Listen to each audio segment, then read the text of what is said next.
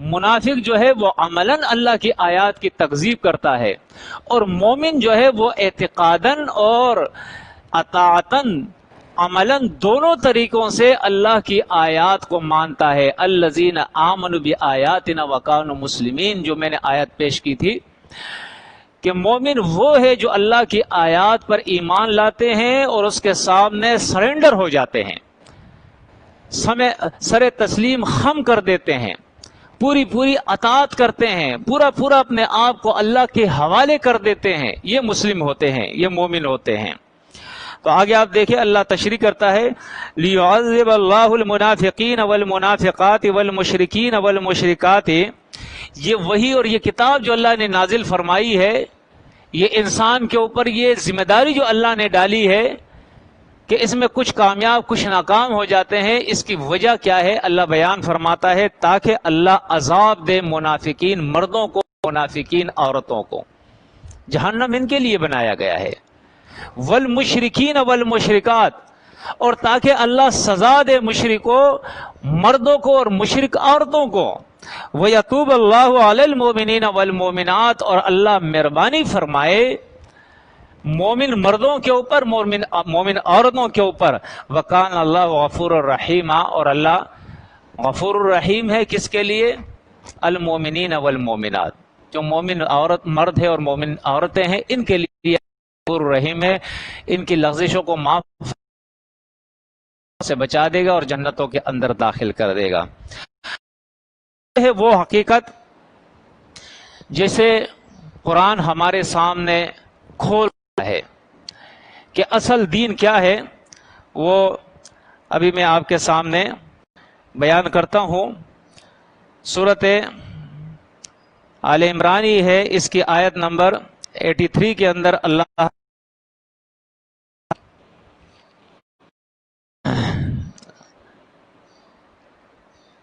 اول 80 آیت کے اندر عزت نے بیان فرمایا ہے ایامرکم بالکفر بعد اذ انتم مسلمون، کہ جب تم مسلم ہو گئے، مسلم ہونے کے بعد اللہ کا نبی اور اللہ کے ملائکہ، یہ دونوں جو ہے رسول جو ہے وہ 3 قسم کے ہوتے ہیں۔ رسالت کے اندر 3 چیزیں داخل ہوتی ہے، ایک کتاب، دوسرا ملائکہ، اور تیسرے انسانی رسول۔ یہاں اللہ رب العزت نے چونکہ کتاب میں اس کا ذکر ہو رہا ہے، اور پھر اس کے اندر رسالت کے 2 جز جو رہ گئے تھے ملائکہ اور انبیاء، ان کا بھی اللہ نے ذکر فرما دیا ہے کہ وَلَا يَأْمُرَكُمْ أَيَأْمُرَكُمْ بِالْكُفْرِ بَعْدَ إِذْ، کیا اللہ کے یہ نبی، اللہ کے یہ ملائکہ، اللہ کی یہ کتاب اسلام قبول کرنے کے بعد جب تم مسلم ہو گئے پھر تمہیں یہ کفر کا حکم دیں گے؟ نہیں نہیں، ایسا نہیں ہو سکتا ہے۔ یعنی اس سے پہلے اللہ رب العزت نے ان کے شرک کا ذکر کیا ہے کہ کوئی بھی شرک، کوئی بھی نبی اللہ کا، کوئی بھی ملائکہ، وہ ایسا نہیں ہو سکتے ہیں کہ وہ لوگوں سے یہ کہے کونوا عبادا لی من دون اللہ، کہ اللہ کے علاوہ ہمارے بندے ہو جاؤ، کبھی بھی نہیں۔ اس ملک کے اندر، ہمارے اس ملک کے اندر اگر آپ اعتقاد کی خرابیاں دیکھیں تو آپ حیران ہو جاؤ گے، آپ کو رونا آئے گا، کیونکہ ہم بے بس ہیں۔ میں ایک شیعہ ذاکر کی تقریر سن رہا تھا، وہ بڑے فخر سے کہہ رہا تھا، کیونکہ شیعوں کے اندر کچھ لوگ وہ ہیں جو نصرانیوں کی طرح، جس طرح قرآن سورۃ المائدہ کے اندر اللہ بیان کرتا ہے لَقَدْ كَفَرَ الَّذِينَ قَالُوا إِنَّ اللَّهُ هُوَ الْمَسِيحُ ابْنُ مریم، یقیناً کفر کیا ان لوگوں نے جو کہتے ہیں کہ مسیح ہمارا اللہ ہے۔ اسی طرح رافضیوں کے اندر، شیعوں کے اندر ایک طبقہ ایسا ہے، ایک جماعت ایسی ہے جو کہتے ہیں کہ علی ہی ہمارا اللہ ہے، ہم اللہ کو نہیں جانتے۔ بالمشافہ مجھ سے میں نے ایک کو دعوت دی اور اس نے کہا کہ بڑے مسکرا کر اس نے تعجب سے مجھ سے کہا کہ آپ کس اللہ کی بات کرتے ہیں؟ میں تو علی کو اللہ سمجھتا ہوں، میں تو کسی اور کو اللہ سمجھتا ہی نہیں ہوں۔ یہ میں نے اس ذاکر کی تقریر سنی یوٹیوب فیس بک کے اوپر، وہ کہہ رہا تھا کہ لوگ کہتے ہیں کہ علی اللہ ہے، لیکن میں کہتا ہوں کہ علی اللہ کا خالق ہے، رازق ہے۔ اب اس سے بڑا کفر کوئی ہوگا؟ آدمی بے بسی سے آدمی کو رونا آتا ہے کہ اس زمین کے اوپر، اللہ کی زمین کے اوپر اتنی بڑی بغاوت، اتنا بڑا کفر۔ اللہ رب العزت کتنا حلیم ذات ہے، کتنا صبرناک ذات ہے کہ اس زمین کے اوپر اتنے بڑے بڑے طاغی اور باغی اس کے بیٹھے ہوئے ہیں، نمک حرام بیٹھے ہوئے ہیں، ان کو بھی اللہ کھلا رہا ہے، پلا رہا ہے، اور اس وقت کا انتظار ہے کہ اس کی وہ گھڑی، وہ مہلت جو اللہ نے اس کو دی ہے، اس ظالم کو، اس منافق اور اس مشرک کو، وہ گھڑی آ جائے، ملائکہ اس کی جان لے، اور اس کے بعد اللہ اس سے پوچھے گا لمن الملک اليوم، بتاؤ آج کس کا اختیار ہے، کس کا ملک ہے، کس کی بادشاہی ہے، کون ہے ہر چیز کا خالق؟ اس وقت یہ ظالم کہیں گے ان القوۃ للہ جميعا، للہ الواحد القہار۔ لیکن یہ اقرار پھر جو ہے کام نہیں آئے گا۔ بہرحال تو دوسری بات جو ہے وہ اطاعت کی ہے کہ کوئی نبی اللہ کی کتاب اور اللہ کے ملائکہ کبھی یہ بات نہیں کہیں گے کہ اللہ کی نافرمانی کرو۔ اس کے بعد آپ دیکھیں آیت 83 کے اندر اللہ رب العزت بیان فرماتا ہے افغیر دین اللہ یبغون ولہ اسلم من فی السماوات والارض طوعا وکرہا والیہ یرجعون۔ فرمایا کیا اللہ کے دین کے علاوہ، اللہ کے لا اور ازم کے علاوہ، افغیر دین اللہ یبغون، یہ کوئی اور لا، کوئی اور ازم، کوئی اور قانون، کوئی اور آئین اپنے لیے طلب کرتے ہیں، تلاش کرتے ہیں؟ وَلَهُ أَسْلَمَ مَن فِي السَّمَاوَاتِ وَالْأَرْضِ طَوْعًا وَكَرْهًا وَإِلَيْهِ يُرْجَعُونَ، اور فرمایا اللہ ہی کے تابع ہے، اللہ ہی کے قانون کے ماننے والے ہیں۔ اسلما، اس کے سامنے سرنڈر ہے، سر تسلیم خم ہے۔ من فی السماوات والارض، زمین اور آسمانوں میں جتنی بھی مخلوق ہے، طوعا وکرہا، خوشی سے یا زبردستی۔ خوشی سے مراد کیا ہے؟ انسان اور جن۔ انسان اور جنوں کے اندر کچھ وہ لوگ ہیں جو خوشی خوشی اللہ کی اطاعت کرتے ہیں، جنہوں نے آفاق اور انفس کے دلائل سے یہ بات اچھی طرح سمجھ لی ہے کہ ہمارا خالق اور مالک اللہ ہے، وہی ہمارا رازق ہے، وہی ہمارا الہ ہے، وہی ہمارا فرما روا اور قانون ساز ہے۔ بس اس کے تابع ہو گئے، اس کے حکم کو انہوں نے مان لیا ہے، سر بسجود ہو گئے اس کے سامنے، خشیت لگتے ہیں اپنے دلوں کے اندر اس کے۔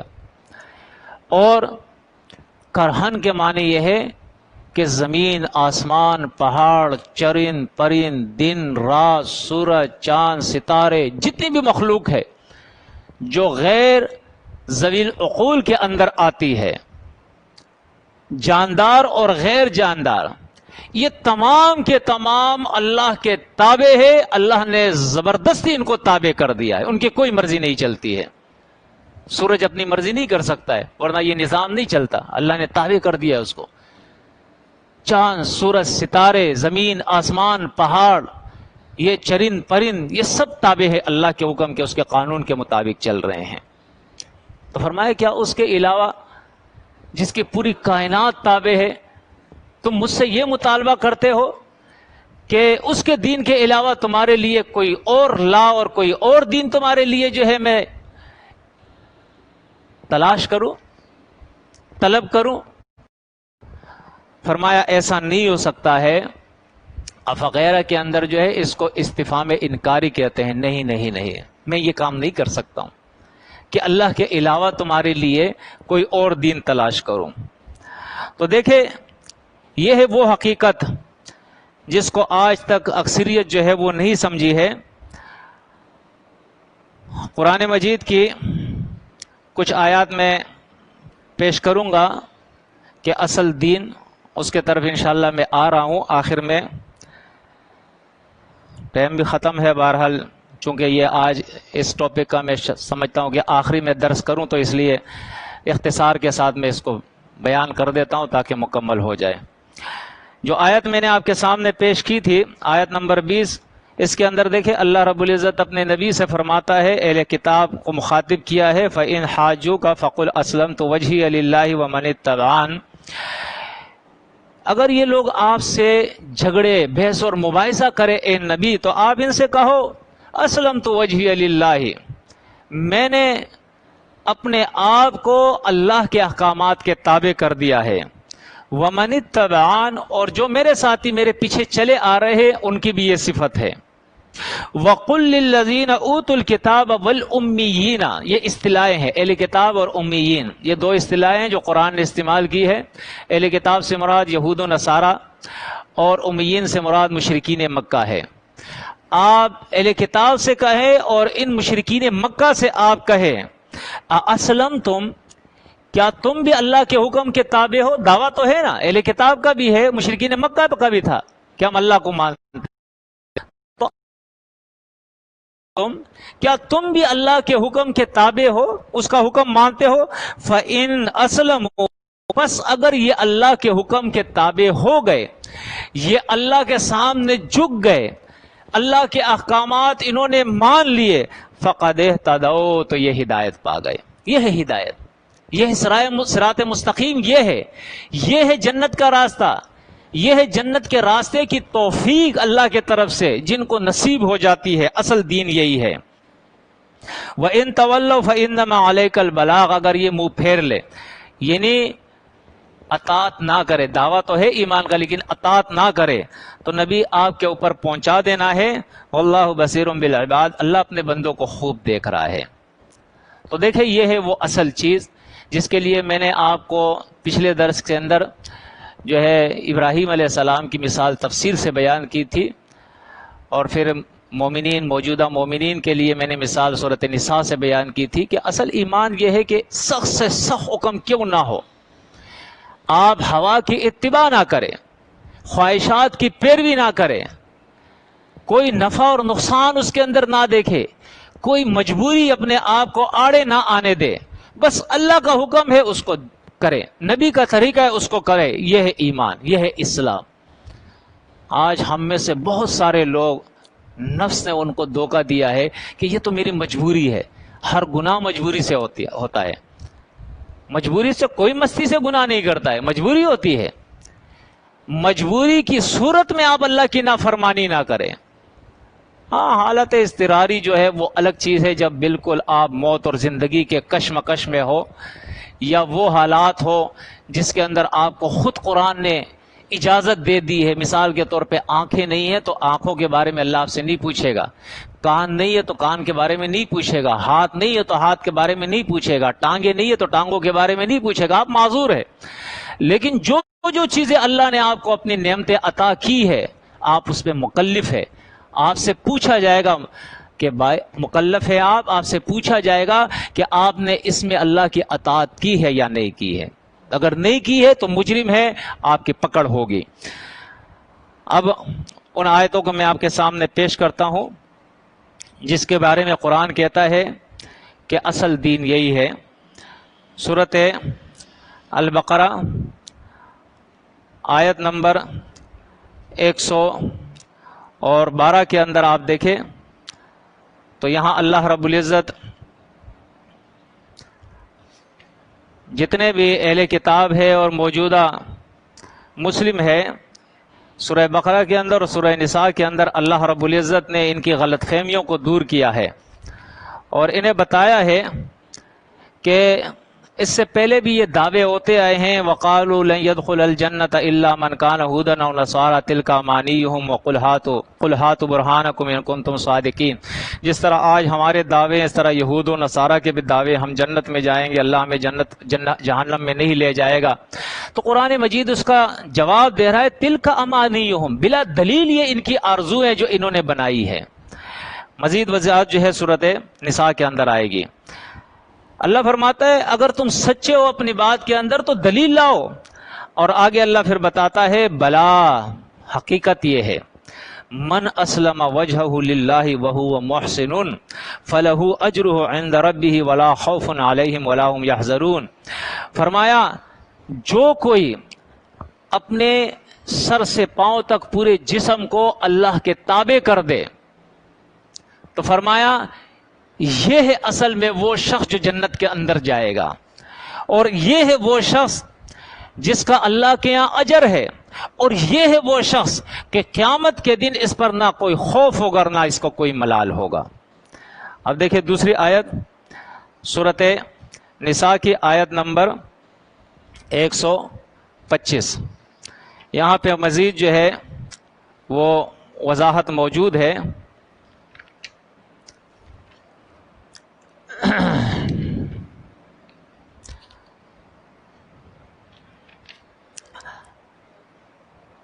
فرمایا ومن احسن دینا ممن اسلم وجهه لله وهو محسن واتبع ملت ابراہیم حنیفا واتخذ اللہ ابراہیم خلیلا۔ اب آپ دیکھو اس دلیل نقلی کو، اس مثال کو، اور اس واضح اور بیان کو اللہ رب العزت نے یکجا کر دیا ہے۔ جو ابراہیم علیہ السلام کی دلیل تھی، جس کے بارے میں اللہ بیان فرماتا ہے کہ تم ملت ابراہیمی کی پیروی کرو۔ ابراہیم کو اللہ نے خلیل بنایا تھا، اس کی وجہ کیا تھی کہ وہ پورے کا پورا اللہ کے احکامات کا تابع تھا، سخت سے سخت حکم آیا ہے لیکن اس نے نافرمانی نہیں کی ہے۔